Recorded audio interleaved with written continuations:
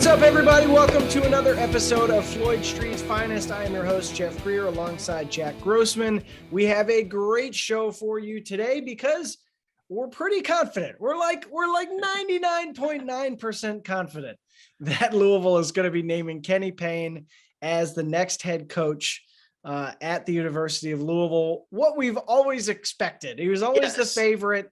A bunch of people kept saying it was a done deal for like 6 consecutive weeks. It was never quite to that point, but he was always the favorite.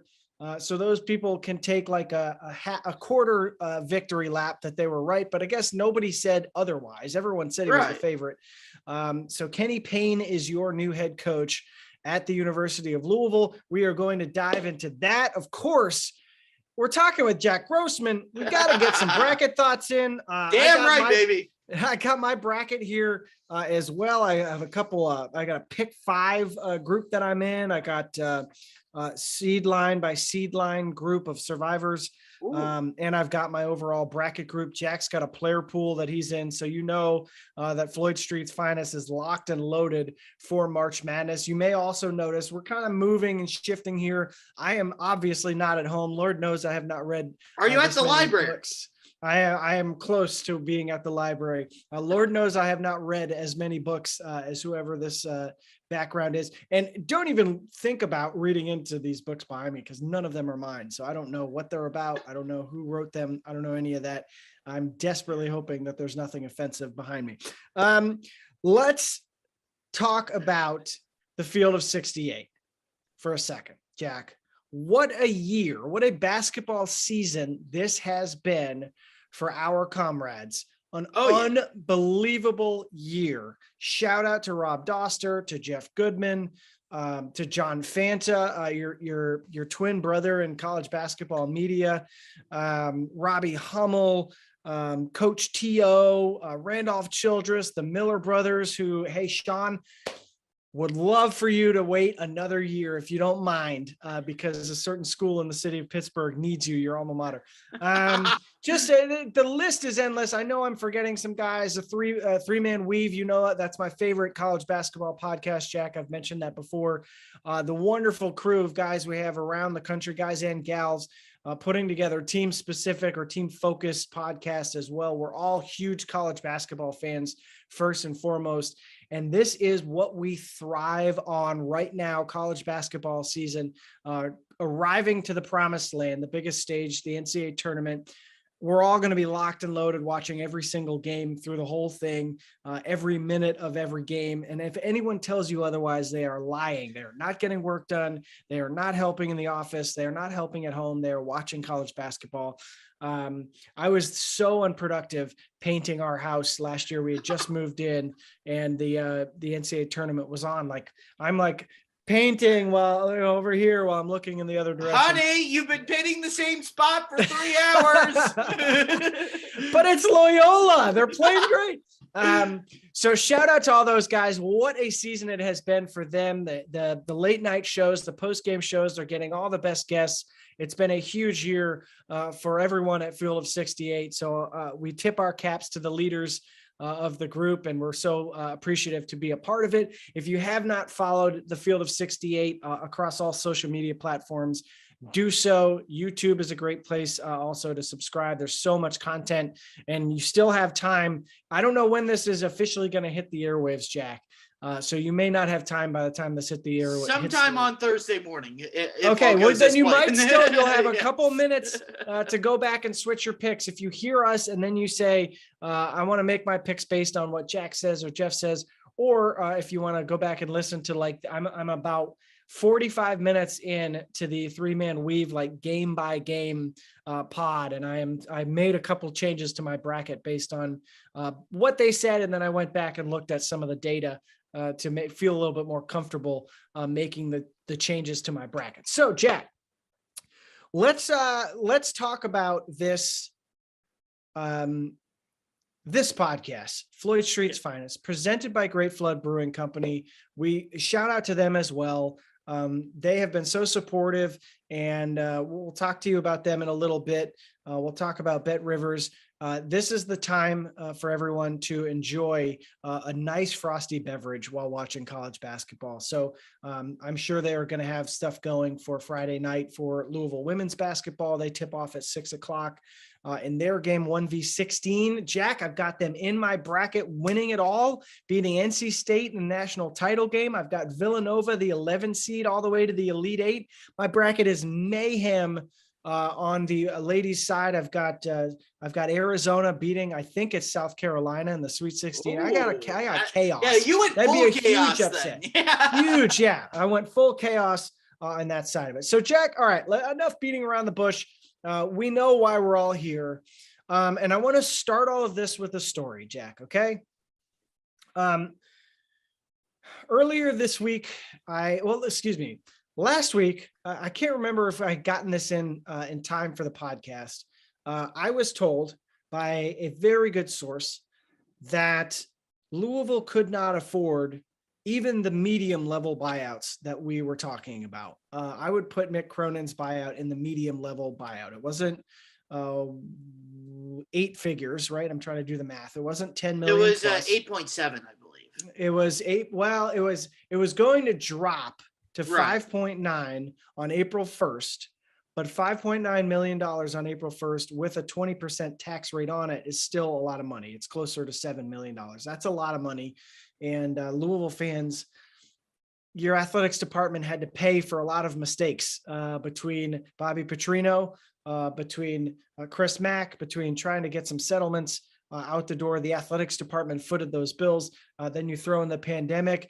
It's been difficult a little bit to be able to afford this move, but they could pay a good salary. So, they couldn't go out and pay, $15 million up front by saying, here's your salary, $4 or $5 million plus the buyout, but they can offer something in the range of $4, $5, $6 million, somewhere in there. I would imagine that's where we'll end up with Kenny Payne. Maybe by the time this podcast comes out, it'll be released somewhere, or maybe I will have heard of it. But either way, Louisville will be able to pay him. So once I heard that, you still heard a couple other names. Chris Holtman from Ohio State's name kept coming up. Ed Cooley kind of had a late mention. I don't know if maybe there was a kicking of the tires there. I don't know why that happened. And even Mike Boynton very late on came up. But he also, he's good. I like Cooley. I like Cooley a lot. And I like Mike Boynton. I think both of those guys, personality wise, someday if they, maybe they would be a good coach at a blue blood program somewhere, because I think they've got the juice, they've got the charisma to get it done. But it always just kind of kept coming back to and Boynton has a huge buyout. It just kept coming back to Kenny Payne's going to get an interview, and nobody else ever really had much of a foothold except for Mick Cronin. And when you hear that Mick Cronin's too expensive as it is, there's really only one candidate anyway. And I think Louisville has always been kind of comfortable with that prospect. When you add in the fact that I had heard that he had a meeting with the booster in New York, they had dinner. The booster was blown away. That was the exact phrasing that was passed on to me, blown away by his conversation with Kenny Payne. And you pair it with the story that this can tell. I think Louisville's going to have a lot of juice out of this. But Jack, we'll get into it a little bit more. There's going to be some reservations about Kenny Payne. He's never been a head coach before. We know the criticism of the coaching tree for John Calipari, and that the guys who have been primarily understudies for him have not gone off and had great success elsewhere. But I think Kenny Payne also has had enough experience in other places that maybe it's not quite that cut and dry. And he's got a lot of experience. So maybe this is going to be a different deal for him, but of course you can package the deal. Look, he was on a team that played a major role in cementing Louisville's status as one of the premier college basketball programs in all of the land. The 1986 national title team. He played on a couple other really good teams in his day. He was a first-round draft pick. And I think, Jack, one of the two biggest things out of this whole hire, one, we keep hearing, I know I tweeted this, we keep hearing and have heard for years about some of the frustration from the guys 60s, 70s, 80s, the guys who feel like they're kind of the foundation of this program, they are not quite feeling the love. And I don't know what that actually looks like, what that quantifiably, what that looks like. But this is a connection to that group in hiring him. He's now your head coach. And two, this is a massively historic moment for the city of Louisville, hiring its first ever Black permanent head coach. There have been interim head coaches, Mike Pegues most recently, who were interim coaches. Mike is Black, but Kenny Payne is a historic hire. And in a city that takes very seriously its connection to Muhammad Ali and everything he stood for in his life and what he represented in the world, as a Louisvillian, just go back and watch the procession that the city had for him when he passed away. And you talk about the group, the trio that integrated Louisville men's basketball. You talk about the guys who integrated Louisville football. This is a very proud part of the Louisville history as a city, but also as a men's basketball program. And to be able to have it be someone who played for them and won with them, to then also be coming back as the first permanent Black men's basketball coach, that moment is not lost on me. And I'm sure it's not on you, Jack. This is a huge, huge moment for the program and a historic one. So before we get into maybe talking a little bit about how he does his job and all of those things, I'm curious, you grew up here, you're a Louisville guy. What do you think this hire means to the city, and how do you interpret how we kind of arrived at this point? Look, first of all, I mean, just going off that last point you made, it's absolutely monumental, Louisville hiring a Black head coach. It is. I mean, especially when you look at the program, you mentioned, the trio of guys back in the 60s that kind of broke the ice for Louisville. You look at what U of L really built their brand on for a really long time in the Crum era and even the decade before the Crum era. It was, we are going to be incredibly progressive. We're going to recruit a lot of, Black players that are really, really good at basketball, and we're going to win with these guys. And whereas other schools, namely with little the whole hesitant. rivalry thing. Yes. I mean, like that was a big thing. Like if you were Black, you would go to Louisville. You wouldn't go to Kentucky because you were more welcome at Louisville. Louisville was more progressive than Kentucky at that time. Now, obviously, UK's done a heck of a lot since then to catch up with the times as well. Well, sure. But that's something to where Louisville has always prided itself on being at the forefront of integration with athletics. And that's not just Kentucky, but the rest of the South as well. U of L was one of the first schools to really prioritize that and say, hey, we don't care what color you are. If you're good at the sport, you can play here. And that's one of the big things that really helped put Louisville on the map. And it's something that combined with that and really recruiting the city of Louisville well, guys like obviously Darrell Griffith come to mind, more than anyone else really are two of the things that really helped Denny Crum put Cardinal basketball on the map. And I get it. People can say, oh, it's overdue that they have a Black head coach. And I understand that point, but also you had Denny Crum as the coach from 71 to 2001, and then Pitino as the head coach 17 years after that. So it's not like two guys took up a lot of time. And Peck Hickman was the coach for a little while too. From 47 until 67. So and he was the coach, and he was the coach who recruited those guys. And I wrote a story for The Athletic when I was the beat writer there for Louisville about the three players who broke the color barrier at Louisville. And Peck Hickman was an integral character in all of that. You need allies, and you need people who say, like you said, Jack, it doesn't matter where you're from, who you are, what you look like. If you can play, you can come here. So great point. Definitely. Great point. And that's something where you're looking at hiring Kenny Payne. That's kind of a full circle moment for a lot of people. It really is look, we get it. We aren't the first school to hire a Black head coach, but it's another, signal of, okay, you can do that here. If you're, qualified, obviously the fact that he played here, it was a big reason why he got the job. But, if he plays and wins games, or if he loses games, people aren't going to judge him on how he does because of what race he is. They're going to judge him based off of, will he win or not? And he will have the opportunity to win, especially when ever the FBI IRP stuff finally goes away, which we, hopefully this year. It's getting closer. It is getting closer. And just, you can really just feel the significance of it in the city of Louisville, where that's something that just growing up around here, you grew up being taught about, Daryl Griffith, Burvis Ellison, Derek Smith, Lancaster Gordon, Wiley Brown, Butch Beard, Wes Unseld.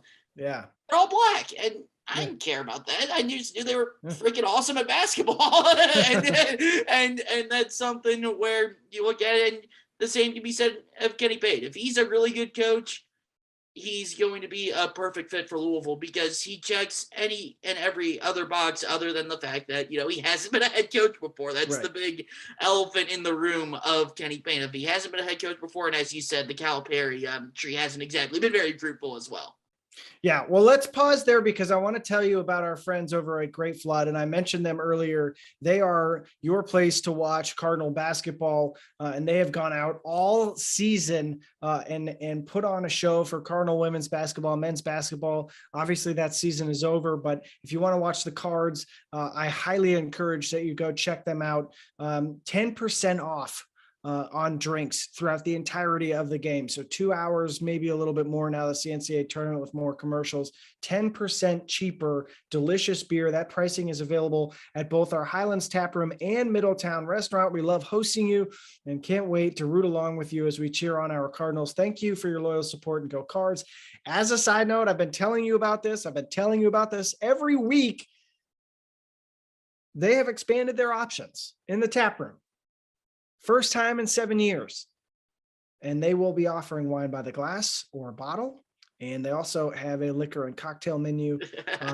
And Sundays, you can enjoy mimosas. That's Jack's drink. Little baby mimosa for the morning. That works. A nice mimosa for the lads. Yeah. We transition from the mimosas to the cocktails.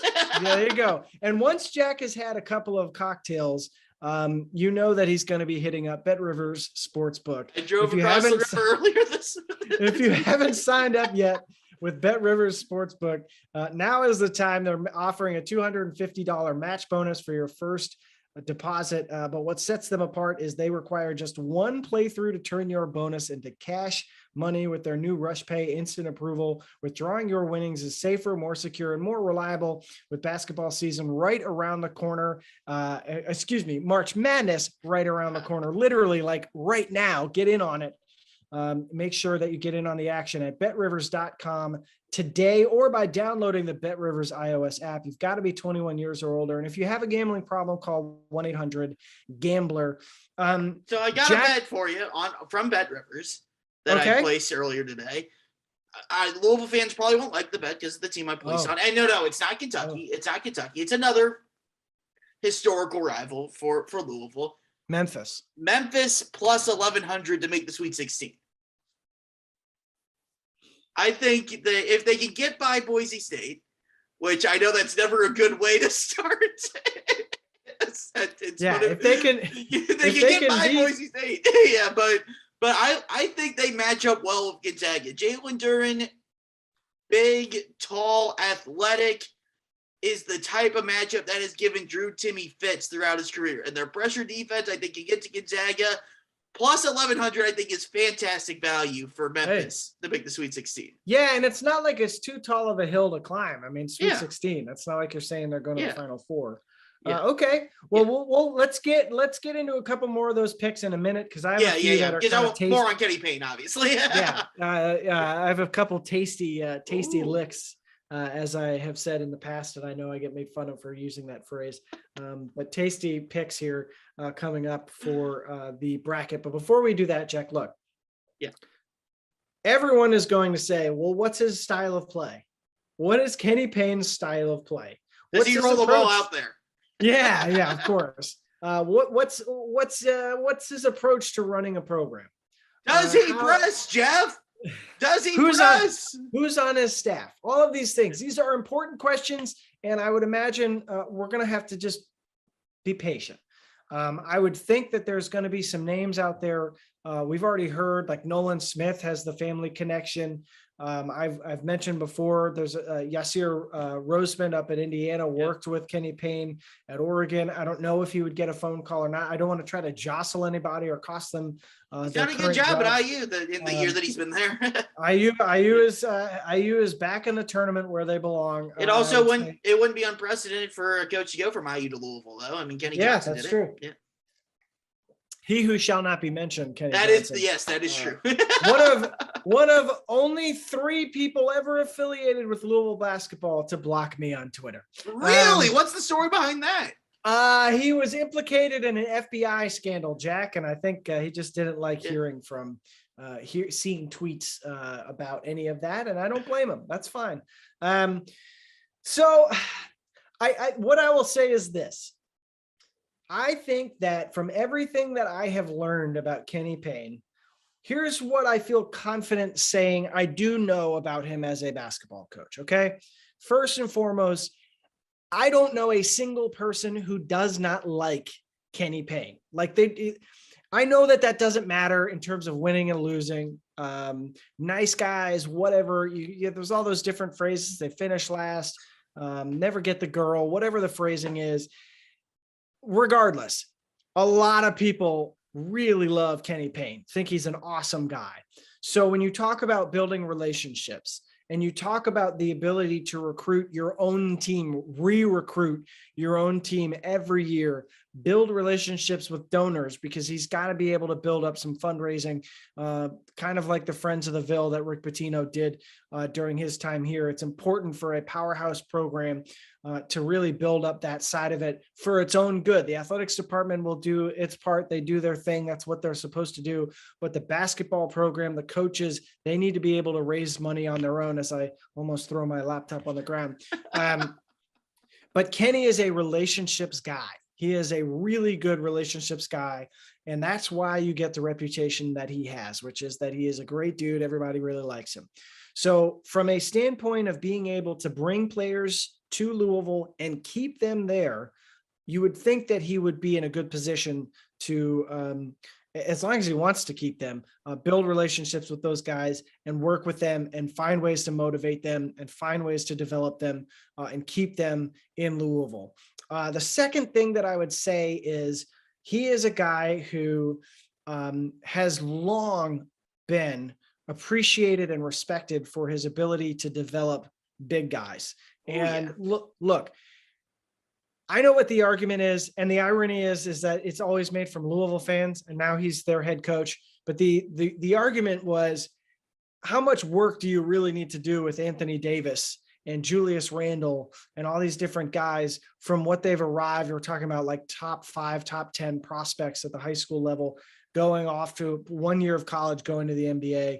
But if you actually sit down and you talk to those guys, you talk to Karl Anthony Towns, you talk to Anthony Davis, you talk to Julius Randle, and then a great development story, Willie Cauley-Stein. You talk to those guys, forget about the rivalry, and you just listen to those guys talk about the work that Kenny Payne did with them to try to motivate them, to work on their game with them, to get them ready for the next level. Some of them were one and done guys, and some of them took a couple years. Willie Cauley-Stein was there, 3 years? Yeah, Nick Richards, another one, 3 years. Yeah, it really took him 2.5 years. But yeah, I mean, you look at someone like, let's say Nick Richards. I mean, he obviously developed a crap ton in his 3 years there. But you take a Karl Anthony Towns, a dude who's the #1 overall pick in the NBA draft, and you watch a game from November of 2014, and then you watch a game from like the Louisville game in December, January of that season, and then you watch the Final Four game against Wisconsin or the Notre Dame game in the Elite Eight that year. Those are 3 totally different players throughout each of those games. I mean, Karl Anthony Towns went from a guy that was like, he's a big body, he'll block shots, he'll be, a guy on what was an absolutely loaded team, obviously. That team. They were pretty good. You watch him in that Notre Dame game, and one of the biggest criticisms of Cal was going away from him in the Wisconsin game late in the game. But no one could stop him in the sport, just on the block, posting up. And obviously he's taking that even farther in the NBA. He just dropped 60 the other night. But the development of just the post game throughout those 5 months, through his 1 year. You can say the same about Julius Randle, the same about Anthony Davis, the same about Nick Richards over a multi-year period, about PJ Washington for a multi-year period. The track record is unmatched. I mean, you can't argue that how good it's been for big guys at UK and Jack. Don't forget Julius Randle coming to the Knicks and having a breakout season. Reuniting with Kenny Payne. So we'll just ignore this year. Don't worry about it. I just mean last year was a huge year for him. And I think it's good that he went off to a different place to learn. I know Tom Thibodeau gets criticized a lot for, I guess, his approach to player relationships and all that stuff, but a lot of people talk about his X's and O's and the ability he has from that standpoint. So to be around people like that, just to be in a different environment is obviously a good education for anybody. And his time at Oregon as well. Yeah, and his time at Oregon. So it's not like he was only at Kentucky. So I'm intrigued to see what the style of play is. I would imagine it's kind of similar to what Kentucky does, with kind of just really getting up in you, man-to-man defense. And trying to really create situations where your guards are trying to get into the lane and getting some longer, more athletic guys who can get on the offensive glass. I think Cal has certainly evolved in recent years to try to get more shooting in there. This year especially. This year especially, his team has evolved to that point. You know, Kellen Grady's not exactly shooting the lights out at the right, but they have more options. But yes, I'm with you. I'm definitely with you there. So we'll see. I think people are hopeful that he will be. Honestly, a lot of Louisville fans are like confident that he will be a big time recruiter. And I think the biggest thing that I would ask is, you're going to an Adidas school. You don't have the Kentucky brand. You don't have the Nike brand. What impact does that have? I don't know. We'll find out. And I think, again, it goes back to the relationships that he has, the people he knows, the connections to the New Jersey, Philadelphia area. Obviously, he's developed a lot of connections over the years from recruiting for those other schools, for Oregon and Kentucky. So I'm curious to see how much any of those relationships can help him at Louisville. But the bottom line is that the assumption is he'll have talent. And the assumption is that he will be even keeled. He will be a guy who kind of gives that quiet confidence. He's not going to stand in front of a room and look like a corporate CEO like Jay Wright. He's not going to have the fiery passion of like an Ed Cooley. He's going to be a smooth, calm, even keeled presence. And I think the big part of all of this, the biggest discussion is, what does his staff look like? And I know that's kind of a cliche. Does he need the Phil Martelli type? Yeah, I think he does. I think he probably realizes that. He's never been a head coach before. I don't know if that's an associate AD type or someone, like a Thad Matta, or you bring somebody in who's not, and I'm not saying hire Thad Matta, I'm saying someone like that who can come in that administrative role and say, you're the head coach, you're the CEO of this program. Here's where you need to be. These events you need to go to. This is how recruiting needs to be handled, and travel and all that. Like, those are important things that head coaches need to know and learn as they go.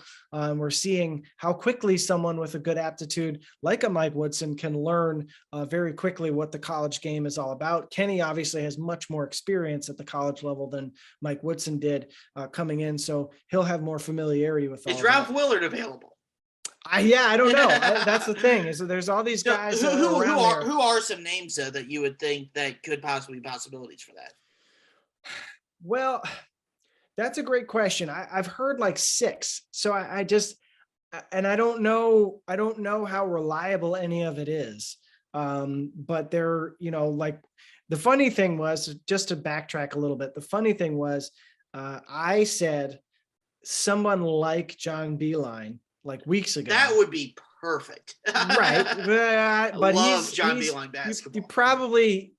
He's kind of gotten himself reputationally in some hot water. I don't know. That is true. That is true. He is with the Pistons right now, though. Yeah, I think the NBA might be where he stays for a while. But I said someone like him. Mike Rutherford said someone like him, and everyone's like, "Oh my God, Kenny Payne's going to hire John Beilein on this." Probably not. I don't know, but probably not. The names I've heard are names that I'm not really familiar with. There's a Knicks assistant who is from Louisville, named Darren, I think is Darren Erman, I think his name is, who he's from Louisville. I don't know what other than being on the staff with Kenny Payne, I don't know what his interest would be in that job. Of course, I mentioned Nolan Smith is a guy who people keep talking about as a real possibility. But I would think that there are some options out there. I would be intrigued, like what's Larry Kristoviak doing right now? What are some of these coaches who just got fired in the last year or two? What are they doing? And where are they working? How are they being used by people? Are they consultants? Is Trent Johnson available? What's he up to? That guy's crazy. Didn't Gene Katie do that at one point up at St. John's? I'm sure. Yeah, there's a lot of guys who have done that, and I think it's immensely helpful. But the thing is Kenny knows so many people. He's been in college basketball for so long. You got to figure he's got a list of people. But the point I wanted to make about the staff stuff is this.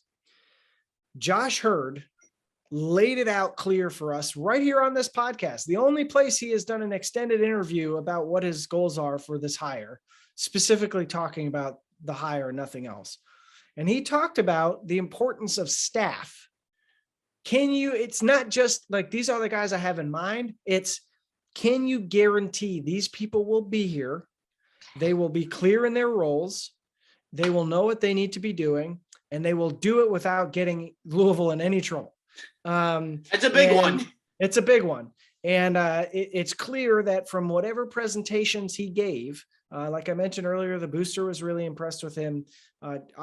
I was under the impression that U of L's leadership structure was a little skeptical at first. So clearly Kenny has won over a number of people. And we're all going to find out very quickly, but you got to have a plan coming into Louisville.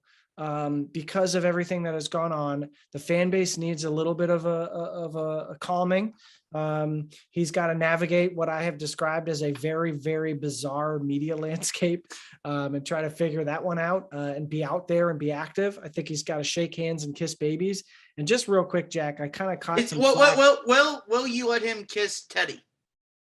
Probably not, just because young little baby Theodore is not going anywhere just yet. But eventually, maybe shake a hand. We'll do the little baby shake with young Theodore. Yeah, the baby shake. Yeah.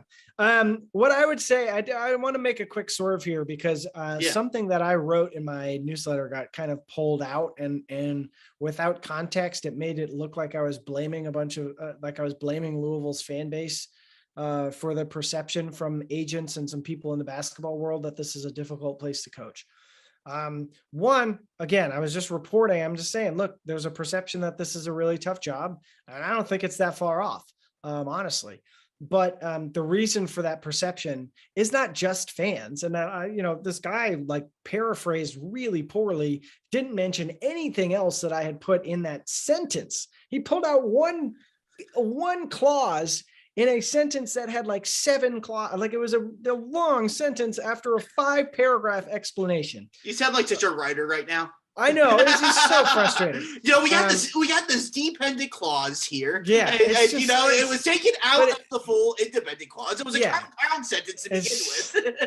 It's just so frustrating, Jack. And I've been dealing with this for 9 years. It's so frustrating. You try to be nuanced and thorough and include and write at a very concise way of saying a bunch of things, and then everyone, like, I'm getting crushed on one of the message boards because I'm blaming the fans.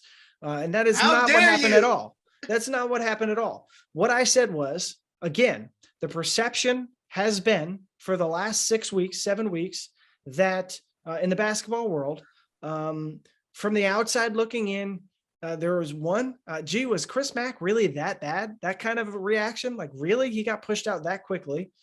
To which I usually say, it did not go very well. Yes, he did. No, it did not. Went south very quickly. Yes. Louisville does not have a permanent president and does not have a permanent athletics director. I think Josh Hurd has handled his business very well. I think he has put the football team in position to get a lot of momentum, which they already have seemingly taken. And I think he handled this hiring process really well. Nothing got out right up until the very end. But they still don't have a permanent president, still don't have a permanent AD. And there has been some upheaval with the university. Literally like 4 months ago, the university president left in the middle of the night to take another job after beating out the former athletics director in a game of chicken for who was going to leave first. So that's part of it. Normal university, Jeff. Normal university. Again, the media landscape here. I mean, if somebody ever wants to buy me a beer and sit down and talk with me about it for a few hours, we could talk all about it. It's super weird. I'd be down for that. It's stranger than anywhere else I've ever worked. And I've worked in Washington, D.C., in Pittsburgh, in South Florida, which is also a fun place. I can imagine. But my parents lived in Denver when I was in college, so I was around that media market a bit. This is a bizarre media market. It's a tough place for the head men's basketball coach at Louisville to navigate. In addition to, so I said all of those things, Jack. I said all of those things. Those are like 50. That's like 80 points out of 100. It's a huge part of the conversation about why it's a difficult job. And then I threw in that fans are anxious and antsy, which they are. They are, and I don't blame them. Fans want to win. That Louisville has not been to the second weekend of the NCAA tournament since 2015. Yeah. They have not been to the NCAA tournament in multiple years, and it's just not what fans expect. So I haven't won a tournament game since 2017. Yeah, so they're intense, they're anxious. And I'm just saying, what I meant in my newsletter was that on the outside looking in, it seems like an intense situation, but I think there's got to be someone who comes in who's resolute, even-keeled, confident, and I think Kenny Payne fits that very well. So I'm sorry that was a swerve, but I feel like that's a big part of this whole conversation. Hey, plus Kenny Payne did win those games. Come on, you knew we weren't going to get through this entire. I'm honestly surprised it took us this long between the two of us to mention it. So anyway, Jack, just to put a bow on it, we're fascinated to see who his staff is. We're fascinated to see what his first words to the fan base are. Just you hear the phrase winning the press conference, and like I think some of that can be overrated, but I think it's really important what he says the first couple of days on the job and how he approaches this job. Is he fire and brimstone? Is he even keeled? We got this, that kind of mentality. I don't know, but I lean that way for predicting it. But and then he's got to recruit. He's got to go out and find some guys to get this team ready to go, and hope that our hunch that we've talked about is true. That Louisville ends up not getting a postseason ban. That's what I believe is going to be the result. I still think they'll get punished, but I'm convinced that the NCAA changing the constitutional language to discourage postseason bans will help a lot of teams worried about the FBI stuff and the IRP avoid that part of the punishment structure. What would be the chances of the fact that nice? Well done. We get the full view of the library there. But what would be the chances of the fact that Louisville's on probation I don't know. What loophole does that possibly throw into it? I don't know. That's a great point. I think there's a lot of complications with it. We could do a full episode maybe in June before the hearing and break down everything, because some of the things that they're accused of in the notice of allegations that was amended to include the Chris Mack stuff is not even against the rules anymore in the NCAA rule book. So it's a fascinating case. All of these are predictions. I don't know any inside information. These are predictions. So Jack, last thoughts, anything else that you think we need to mention about Kenny Payne before he is announced presumably as the next head coach at Louisville? I have one story to tell you after your last thoughts. Well, I feel like you do have to mention, we've rightfully been praising former player, all this recruiting history, stuff with UK, the big men. But you do have to bring up the fact that, hey, he's never been a head coach before. Mm-hmm. And he's coming from the Calipari tree, which has not been exactly a great coaching tree. So true. So So this isn't just like, when you bring in someone like Rick Pitino, where there was the whole Kentucky angle, but you're like, this dude can coach. He's one of, if not the best X's and O's coach in the game at that point. Ever. And he was for the next 15, 16, 17 years. We don't know what's going to happen when Louisville is down 2 with 15 seconds left. Kenny Payne calls a timeout. Can he draw up a play? Can he do the things necessary that a head coach has to do to be able to win? Can he be the bad cop? Because, normally the assistant coach is always the good cop. Can he balance being the bad cop to some of the players as well? How does he do that? There's so many things that you just wonder. He's never been a head coach before, to where that does worry. It is a high risk, high reward hire for Louisville. If everything hits, he can be absolutely spectacular. But you do have those two things that are just sitting in the back of your head that keep this from saying, okay, it's a perfect Grand Slam hire. And I'm not trying to take away from Kenny Payne. Nope. And I'm not trying to say anything part of the discussion. Else, but I just feel like you can't have the discussion with him without mentioning that he's never been a head coach before, and Calipari hasn't exactly produced successful head coaches. Yeah, all good points. And we'll keep unfolding all of that and unwinding or talking about all those different things over the next few weeks as we delve deeper into this. We'll have so many pods. Obviously, we're going to try to get him on at some point. And, we've always had luck with Kenny Klein helping us get people on. So I would assume that he would come on at some point, as we are the preeminent Louisville men's basketball podcast. We're the only men's basketball specific podcast in the city. Jack, we're going to do this rapid fire. Okay. All right. But before we do that, we got some bracket picks, and then we have to go because my wife is texting me. The baby's causing her issues. And the phrase is, I'm losing my effing mind. So we got to get this over with quickly. I'm going to tell you a quick story. Go for it. It's Wednesday night, Tuesday night. Got a text. Night. Oh, okay. I'm telling you, Tuesday night, got a text message late. Check out this plane. Flight tracker season. Yes. Went on a flight tracker. Plane left from Clark County Regional Airport a little after 4:00. Arrived at Westchester, just outside New York, around like 6:30, and was there for about 5 hours. Flew back that night, landed at 1 a.m., a little before 1 a.m., back at Clark County Regional Airport. For the whole night, I was sitting on a bonus newsletter saying that they were wrapping it up. Never could get confirmation of who was on the plane. And I have more than good reason to believe that it was a U of L connected plane. So it wasn't just like, oh, this flight is just randomly flying to New York. Worldwide West Spain. Flying someone out. It wasn't his. So I sat on that all last night. I thought about leaving and driving over to the airport at 1 a.m. To see who got off the plane. You should have told me. I would have done it. I got off the air. I quite literally got off the air at ESPN Louisville, where I do my day job at 12:45 a.m. last night on Tuesday night. It would have worked perfectly. I could have driven straight there. Yeah. Well, missed out on it.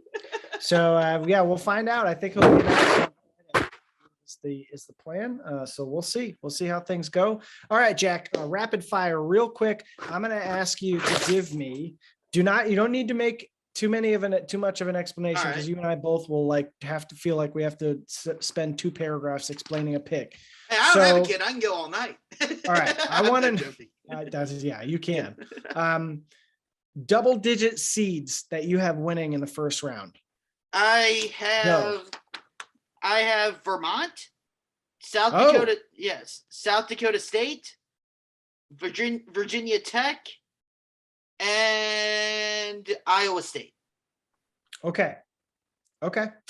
I've got. Oh, and Indiana. I have zero confidence in that. That's quite the pick there, my friend. I've got let's see, the winner of Rutgers Notre Dame. I also have that one. I think whoever wins that game, I think beats Alabama. Yeah. I also have Virginia Tech also. I'm very confident in that one. Texas was a Final Four pick of mine at the start of the season. Same. I have. You're gonna love this little pod. Iowa State and Colgate. Oh, hell yeah! Beating Wisconsin, and I'll tell you why. Wisconsin. If Johnny Davis isn't Johnny Davis, that team is not even an IT team. Yeah, they are 20 spots lower than every other 3 seed in Ken Palm's efficiency rating. They have not been playing well lately, and they are playing a team that is one of the best 3-point shooting teams in the country that's won 19 of its last 20 games. So Colgate is coming into this thing confident. They came close last year. They're not as good as they were last year, but I don't like Wisconsin. I've been saying that all year, and I'm picking Colgate to beat them. So that puts Iowa State in the Sweet 16. So please don't blow it against coachless LSU. Hey, LSU made the Sweet 16 the last time they entered the tournament without Will Wade. It's true. I also am really sad to say that I picked South Dakota State, which is disappointing because the Jackrabbits. I do too. Rooting for Providence. They're one of my home state teams. I love them. And then I've got Loyola Chicago, the 10 seed. I also have that State one, in the 7-10 game. Okay. Do you think Loyola can take down Villanova? Because I'm teetering back and forth on that one. They can, they can. I don't think they will, but they can. All right. What are your let's go region by region Elite Eights. And then tell me who wins that game. In the West, I've got Gonzaga beating Texas Tech. I got Texas Tech beating Connecticut. Oh, Connecticut. Look at you. Yeah, I like Connecticut with RJ Cole, Tyrese Martin. I like Gonzaga. I think Memphis matches up really well with Gonzaga. Okay. I do. I gotta beat Boise State first, bro. Yeah, I know. But I truly think Memphis can beat Gonzaga. Okay. All right. And I'm going out. You got to go out on a limb somewhere, Jeff. You do. And I'm taking it. Okay. And I do like that UConn team a lot. They're fun to watch. I agree. This is controversial. All right. East region. This is where I went out on a limb. I've got UCLA beating Purdue in the Oh, interesting. And you know why? You know why I have Purdue? Murray beating Kentucky. Mm-hmm. Wow. See, here's where I go back to every time with Kentucky. Since they're going to win the national title because I picked my bracket this way. Of course, but they easily could. They were one of the 4 teams that I was thinking about picking to win the national title. But I love Murray too much. If Baylor was healthy, I'd pick Baylor to win the national title, hands down. It wouldn't be close. But the thing with Cal, since he's been at Kentucky, he's only lost in the first weekend once, and that was 2016 That's a good stat. So that's a great stat. I pen them. Yeah, I know, but I pen them into the Sweet 16 every year. Okay, that's fair. Because if they play Purdue, man, what a matchup that would be. That's the game I want. One of the best games of the tournament. I want that game more than any other matchup. That's talking about a guy that that's grew up in Louisville as a Louisville fan and went to Indiana, and there's nothing I want more than Kentucky and Purdue. Man, that would be fun. But anyways, I have in that region, I'm a little chalky in that region, which is weird because I think there's a lot of potential for chaos in that region, but I have Kentucky over Baylor. Okay. I'm worried about Baylor's injuries. I do too, but I look at it and everyone keeps talking about this, big bad path for them. And I think UCLA will give them a lot of issues.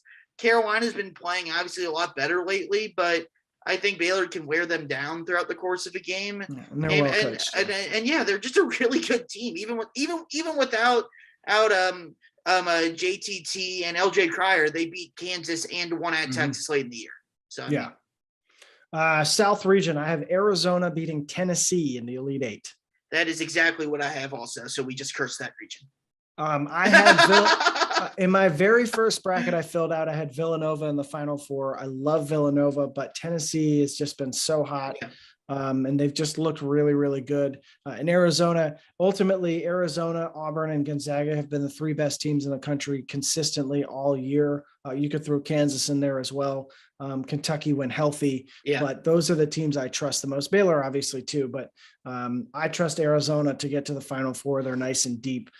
They go like 7 really quality players deep, and then once they get, is it Kriisa? Is that how you say his last name? Kriisa. Yeah. Get him back. They'll be at 8 and they'll be fine. And then who do you have in that region? Oh, you have the same I exact have the same one. Okay. Yeah, because that's my moral dilemma for both the South and the Midwest is Tennessee and Iowa. The two teams that I would argue are the two hottest teams in the country are coached by Fran McCaffrey and Rick Barnes, who you cannot trust at all to win in this damn tournament. I have Tennessee in my Elite Eight and Iowa in my Final Four, and I feel absolutely crappy about it. I have zero confidence. Who do you have Iowa beating in the Midwest region? See, that's the thing. If you've asked me, if you ask me every hour, it's a different team. I've had the first time I had LSU, the first bracket I filled out. I have since decided that Iowa State is beating LSU. I've had USC in there at times. I've had Wisconsin in there at times. I've had Auburn in there. I don't trust anyone in the bottom half of that Midwest region. It's all crap, Jeff. Yeah, it's rough.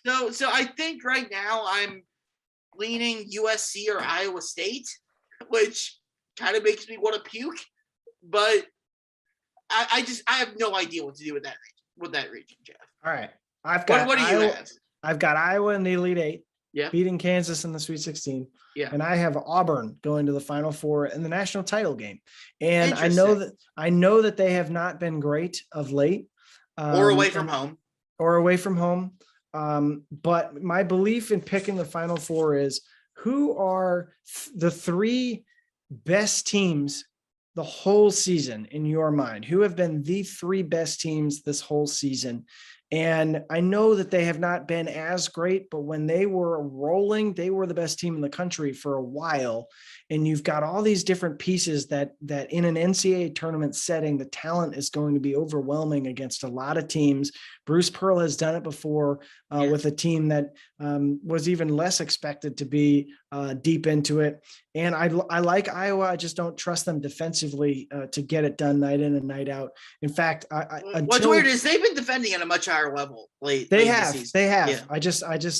I don't know. So that gives me Gonzaga, UCLA rematch in the Final Four, Arizona, Auburn. I have Auburn beating Arizona and Gonzaga beating UCLA, and then Gonzaga beating Auburn in the national title. I picked them before the season started. I'm sticking with it.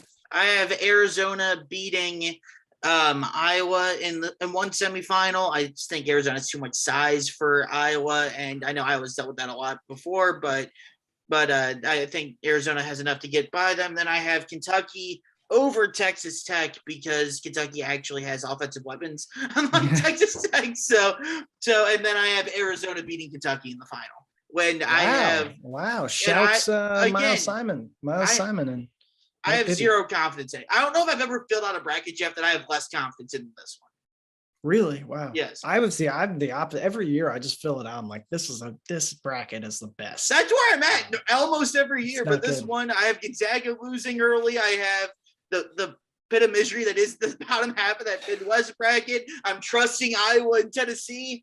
I don't think anyone in the East is playing their best basketball right now to where I don't really trust Kentucky anymore. And yet I have them in my title game because I don't trust Purdue to play defense or Baylor because of the injuries, or UCLA hasn't been the team they were in the Final Four run last year. There's just a lot of question marks out there for me. Yeah. So that's what makes the tournament fun. Yes, for sure.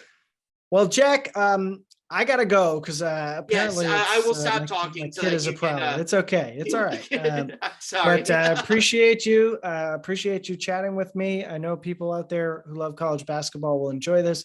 We've got so much more to talk about with Kenny Payne, and we'll have plenty to react to over the next couple of weeks as this thing kind of develops and we see where things go. So look forward to that. More conversations with you, Jack. Thank you so much, everyone, for listening, and we will catch you next week on Floyd Street's Finest.